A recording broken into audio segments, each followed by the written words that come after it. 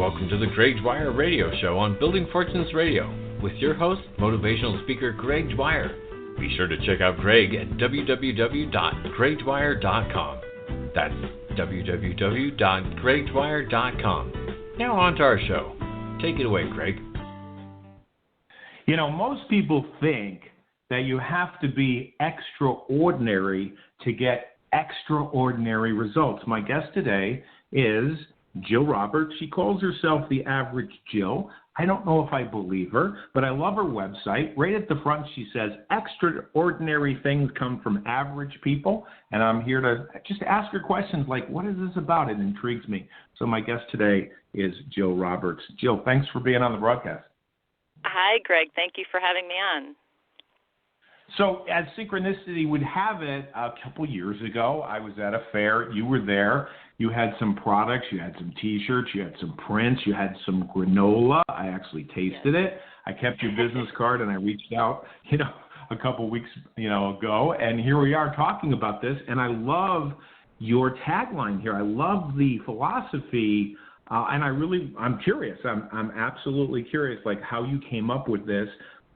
Did you go to Madison Avenue to come up with this? Did you come up with this? Extraordinary things come from ordinary people. All right. Well, I don't consider myself an expert at anything only because my hands are in so many things. It's kind of how my mind works. But I like when I can inspire someone else to kind of take off from what I'm doing. Like, so often sometimes it takes somebody to look at what somebody else is doing and say, I could do better than that. And if that's what I can do for somebody, then that's just as good as me doing it myself. Okay, so what I hear you saying is competition is not necessarily in your mindset or your vocabulary. You look at it as a collaborative thing or teamwork. Am I right? 100%. Inspiring people, inspiring others, and also being able to share the passion and excitement that I get through things. And if that can be contagious onto other people, then that's a wonderful thing. Wow. I love it. Now, people don't spend 10 hours on websites. I don't even think they spend 10 minutes on websites. They might spend 10 seconds, you know what I mean? So what I love about your website, which is anaveragejill.com, is right at the top, it kind of makes you curious, like what are you all about? And then if you scroll down to the bottom, it says an average Jill is here to inspire, teach, and offer a positive perspective through writing, video documentaries, and photographs. So that pretty much sums up what you're doing, right? Yes, yeah, I would definitely say so. I mean, I kind of go through life with rose-colored glasses on, I guess you can say, and if I can share that perspective of looking at things as not, looking at circumstances in general as not being either positive or negative, but just being a circumstance that you just have to walk through and take it as it comes is sort of, especially in the times that we're in today, so many people are looking at life as being gloomy, and there's parts of it that are certainly, but if that's what you stay focused on, that's what is going to manifest in your life. So, it was to look at everyone's perspective on 2020 and how everyone just kind of wrote it off as being a bad year, but there was good things, at least for me personally, that happened in 2020. Not all life is bad. Right. Yeah, I was listening to J.P. Spears. I guess he was doing an interview. I guess this was like a couple months ago, and he said, you know what, there's two choices. One is you can crawl up in a fetal position and be afraid and really just think, the world's coming to an end. Or you can use this to your advantage. Like, what can you learn from this? Maybe you can't go to the movies. Maybe you can't go to the concert. Maybe those things aren't important. Maybe you have to dig deeper. I tell you, I was coming home about 4-ish this afternoon from Hartford, Yep. and I thought I was going to get a sunburn here in Connecticut. It was beautiful out, and I thought to myself, you know what? The days are getting longer. The sun is shining. I love the fact that you mentioned the word focus because, yeah, if you want to look at what's wrong, you're always going to find it. Yes. So tell me about your background. Are you really a right-brain person? Because I'm a little confused here. I'm looking at these beautiful photos. I don't think of that I'm looking at an accountant. It seems like you have an accountant background, person that loves numbers. Yeah, so I have an extensive accounting background. I'm a graduate from Central Connecticut State University. I graduated with an accounting degree. I worked for the state of Connecticut Auditors of Public Accounts for 16 years. So our agency was responsible for auditing other state agencies for state and federal compliance. And then I left the state in 2012, and I took on a position at Winvian Farm in Morris, Connecticut. It's a 5-star Relais and Chateau resort, and I managed the accounting department up until 2017 when I decided that I wanted to pursue my writing and my journaling and kind of see where it would take me, and that's the journey that I remain on today. Wow. That takes a lot of courage, and I want to talk about that in a minute, but I guess what I'm confused about, when I think of an accountant, I think of somebody that just loves numbers, not necessarily people or the adventure or the metaphysical aspects of life. They're very logical. They're very just stoic, 1 + 1 is 2, Yes. Is it that you weren't happy, or did your mom and dad force you into it? No, I didn't really know what I wanted to do when I was younger, and accounting was something that just came very naturally to me, so I kind of just was directed down this path. But I made it very much, numbers tell a story, so I always looked at it, from that perspective. And when I was an auditor, it was a neat way to use my mind, because certainly when you're auditing for the risk of fraud, you have to be able to look ahead and construct all of the types of variables that could happen in a situation that could lead to misappropriation of funds or something like that. So it really uses your brain like the same way you would use it in a game of chess, where you're trying to look at all the different. So that, from that angle, I enjoyed what I did, and I still today continue to use my mind that way when I'm looking ahead to try to see how what's the consequence of what I do here, how will that affect down the road. And when I left the state and I went to the private sector, that was just then I could really look at how numbers, analyzing how numbers told a story, and my love of writing came out in, surprisingly, when I'd have to put a narrative to my profit and loss statements, it was like, the best part of my job, because I got to write, and that's what interpreting numbers is like interpreting life in many ways, and just converting that to words. So I always carried, there's a piece of me, and there's a piece of my creative style that I carried even when I was an accountant. I love it, because, in my mind, I just want to classify, okay, he's an accountant, she's an accountant, left brain, numbers, not creative. And I had a woman on my show, I can't remember, it was years ago, and she talked about, Leonardo da Vinci and how he used numbers, but he also used creativity and how he saw numbers in nature. And I love this idea of a story, because you said it, numbers tell a story. Now, I won't go down this whole election thing and fraud and numbers and all this, but when it comes to numbers and finances, you probably see patterns. There's only so many ways you can cheat, right?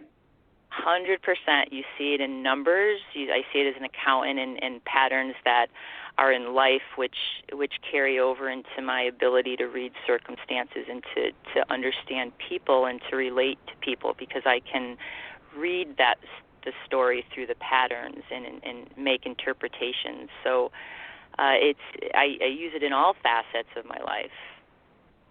Wow. Now you're not introducing yourself and getting to know somebody and asking them to look at the checking account book. So what do you mean that you know how to read them using numbers? I'm curious about that. What do you mean?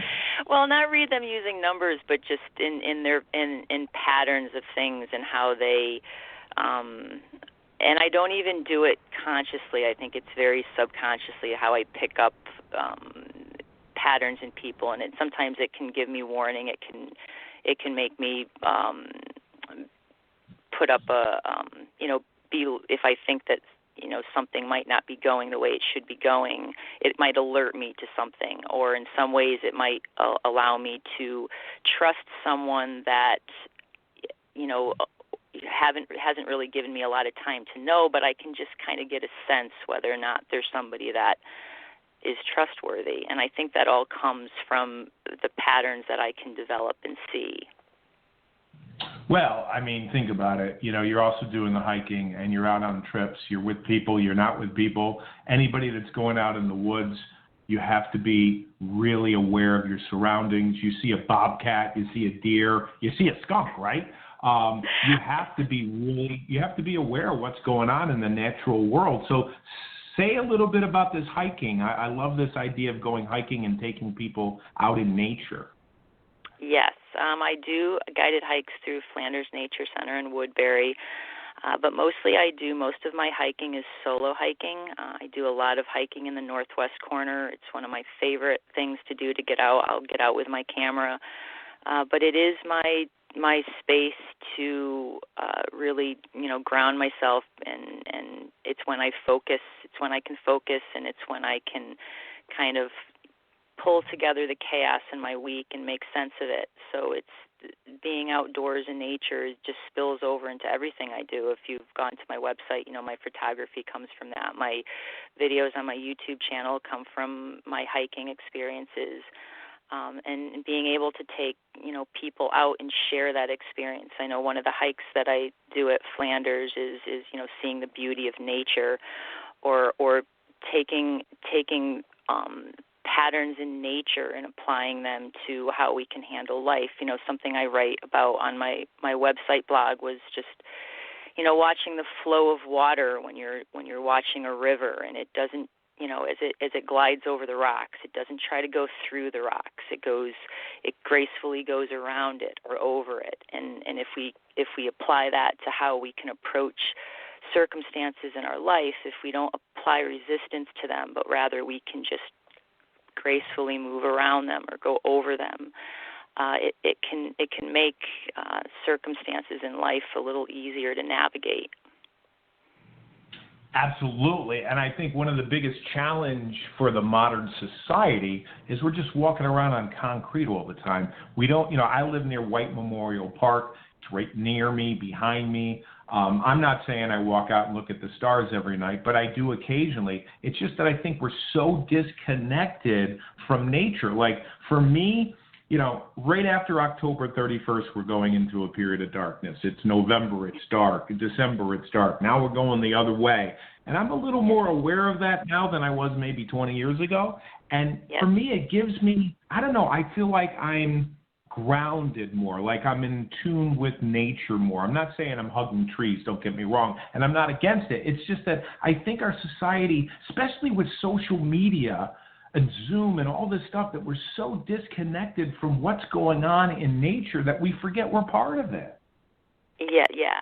And also taking the seasons, like a lot of people, especially here in New England, you mentioned about the days getting shorter, and this goes back to our earlier conversation about how our perceptions of seeing the good or seeing the bad. I think I actually heard on one of your podcasts about the change of seasons and how that can correspond to how we cycle in our own life. And, I look at this time of year where there's more darkness. This is like my time to hunker down and be a little more creative. And, you're not outside as much or spending as much time because it does darken early. But if you look at all the good that can come out of this season, and it's the same way, nature, there's the change in seasons in nature. I mean, it's necessary for those leaves to fall in the fall, and they add compost to the ground, and then that allows the new blossom in the spring. And so if we look at our own life that way, you can take advantage of this time of year to sort of be a rebirth when you plant your seeds for your harvest in the fall. Exactly. Why resist? I mean, don't get me wrong. I would love to leave right after Christmas and come back say St. Patrick's Day, from Florida or something like that. But there's something to be gained from knowing about the seasons, being in harmony with them, and also realizing psychologically, like people could be going through a winter in the middle of July, financially or relationship-wise, and just realize it doesn't last ever. So we're going to take a quick commercial, but before we do that, Jill Roberts, give us, how do we get a hold of you? Like, I know you're everywhere. You got a website, you got a blog, Facebook, YouTube. How do people get a hold of you? Because I'm sure they're going to want to connect with you. Well, at AverageJill.com, they can message me through there, and I'm on Facebook at An Average Jill. They can send me a message through there as well. And I'm also, every other week, I am at the Litchfield Community Center where I do the farmers market throughout the winter. So I won't be there next week, the week after. Excellent, excellent. All right, we're going to be back in 34 seconds. We got a new commercial. Hold on tight. You've been listening to the Greg Dwyer Radio Show, brought to you by motivational speaker Greg Dwyer on buildingfortunesradio.com. Do you wish you could sharpen your focus on what matters most to you and achieve more? Then you owe it to yourself to read Greg's ebook at GregDwyer.ebook.com. That's www.GregDwyer.ebook.com. Download it today and give it away. As always, we want to thank you for listening to the Greg Dwyer Radio Show on Building Fortunes Radio with motivational speaker Greg Dwyer. Now back to our show. Take it away, Greg. All right, we are with Jill Roberts. We're talking about being average, getting extraordinary results. I don't know if I really buy this. I think Jill, you're not average. You're doing so many things. You inspire me. You got the left brain, right thing going on. You're creative. You love nature. You love patterns.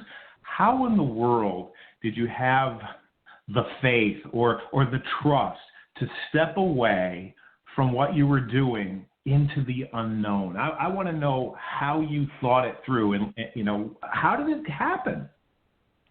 It took a lot of courage and inspiration from people in my life. I got to a place in my profession where I thought I should be feeling differently than I was, because I had reached this pinnacle, and I just felt like there was something else that I needed to be doing. I didn't feel that my life was all that purposeful, if I'm being honest. So I had at the time I had a very supportive husband who was able to, supported me on walking away from my profession, and I didn't know where it was going to go. I started with my writing and doing the hiking thing, but it did take a lot of, it was very scary. I had always been employed. I had a job since I was 14 years old, and I used to work at an apple farm in Harwinton. And so I didn't know what it was like to not be employed by someone. So to be able to step out and not really knowing the direction I was going to take, and being able, and it opening up to what it did with the granola, has been really a crazy experience, because it's opportunities that have just presented themselves, and I've just taken them. Yeah, and I think that's the key. It always reminds me of that story, that movie Indiana Jones, where he's sitting there at the cavern and he wants to walk out, but he wants to get to the other side, but he doesn't see any way. And then he picks up the rocks or the sand and he throws it, and then he sees, what he needs to do. And I don't know if it's the universe, I don't know if it's God, but there's something to be said about, leaping out. I'm not talking about jumping off the Brooklyn Bridge on a dare. I'm talking about calculated risk and just believing, that you're going to get there okay, that things are going to be okay, and if it doesn't work out, you're going to learn something. You read my mind about the granola. How did you get involved with that, and what are you doing with that now? Where is that project? Well, I was eating granola myself. I was always making granola. It's a great snack to take on the trail, and one of the things I did when I'd go to parties is I'd make granola and I'd pass it out to who was ever there. So it was really a group of my lady friends who really were like, Jill, you got to start selling this. This is great stuff. And I think they also too knew that I needed to get out with the people, and because I wasn't, I had left my job, but I was doing all this stuff and I was creating all this stuff, but I wasn't putting myself out in front of people. So the granola really gave me an opportunity. My first introduction to that was Woodbury Earth Day. And I had the granola, and I had my nature photography there, and just the connection I made that day with people was just, I was hooked. And I went home that day, and I said, I have to do more of this. It's so much not just the granola for me. It's the people that I meet when I'm out at these markets doing that, and the stories that I get to hear. And I have, some return customers that are just, I see them approaching my tent, and I just get this huge smile because I know that there's going to be something interesting that they're going to tell me or share with me, and it's just a really great feeling. I will still be doing my granola locally. I operate my granola under a cottage food license. So although I do sell online, it's for local delivery. And I'm not really sure if I'm going to expand more into a commercial kitchen with my granola, only because I don't want my time to be consumed by the culinary aspect of the granola. I really want to be able to pursue other things, especially my writing, and I don't want the granola to consume all of my time. So for the coming year at least, I'm going to keep it at doing the farmers markets, and depending on how the COVID situation is, hopefully we'll have some more bigger events that will take place this year that you'll see me at. And I'd like to, bring out more of my other products as well, which I wasn't able to do this year because I was limited to what I could sell at farmers markets, which was just the granola. Right. I notice you have the prints, and you have the frames, and you have the T-shirts. I mean, when I look at this, I look at a spiritual entrepreneur. That's what this says. This is what it screams to me. That's who you are. Am I right? I don't really like to put a label on what I do because I want to be able to be expansive if I want to. But, yeah, I would say that if that's what it is, that's a pretty good description. Yeah, and I understand about not wanting a label, but you realize that if you don't label yourself, other people are going to label. They just need to be able to put you in a container so they go, oh, that's Jill. She's average, but she's really not. Look what she's done. It's extraordinary. Yes.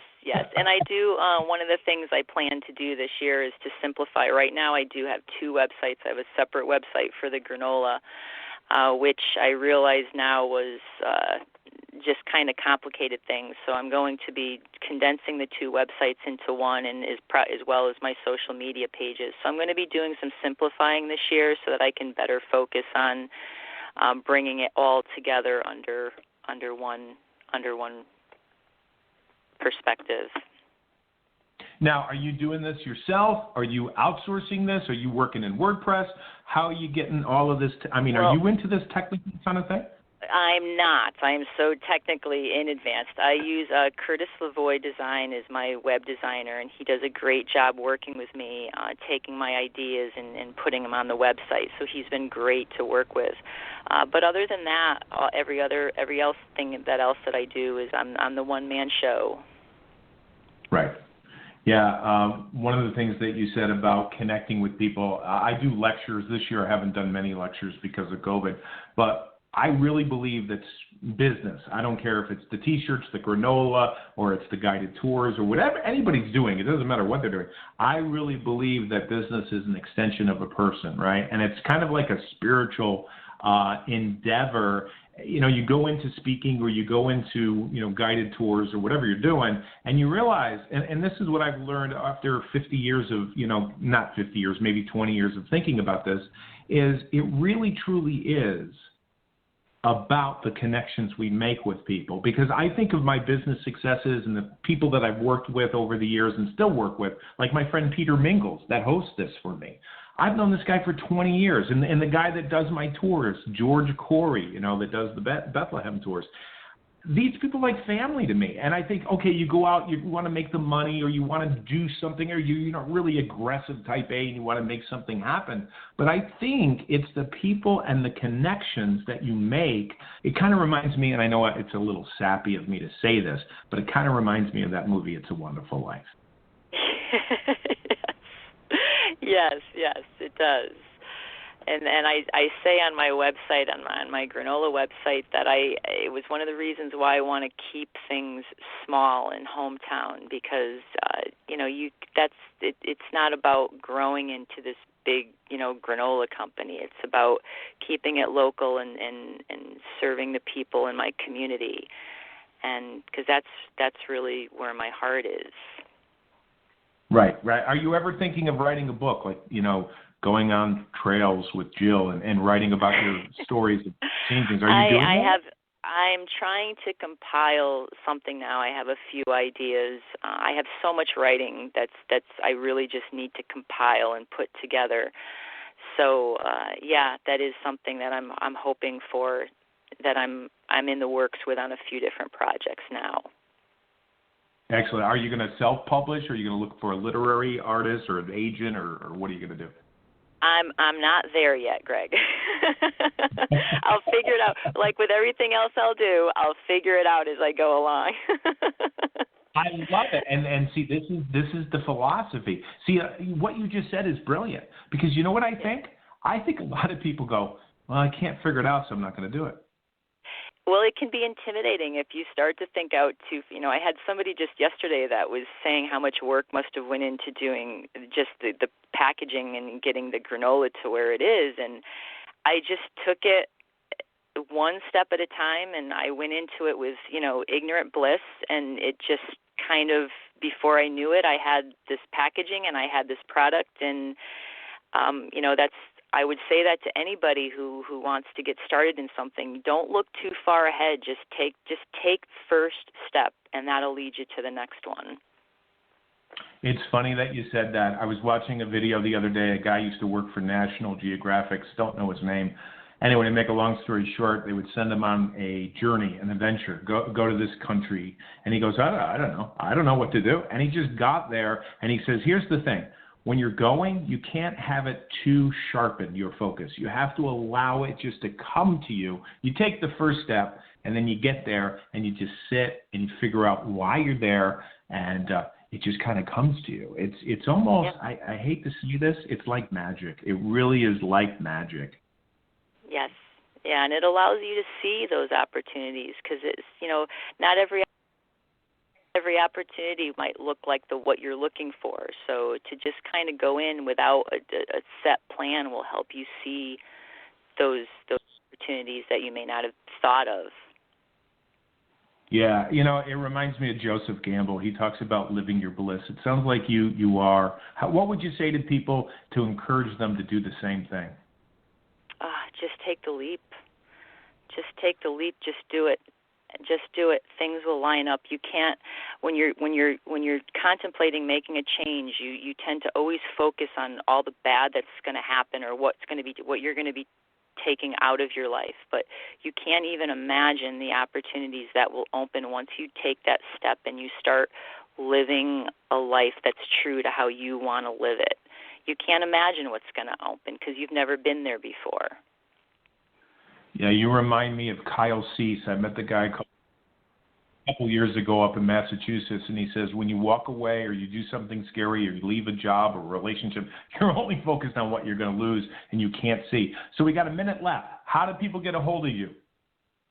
Well, come to my website, inaveragejil.com, or they can come down to the Litchfield Farmers Market every other week through the rest of the season.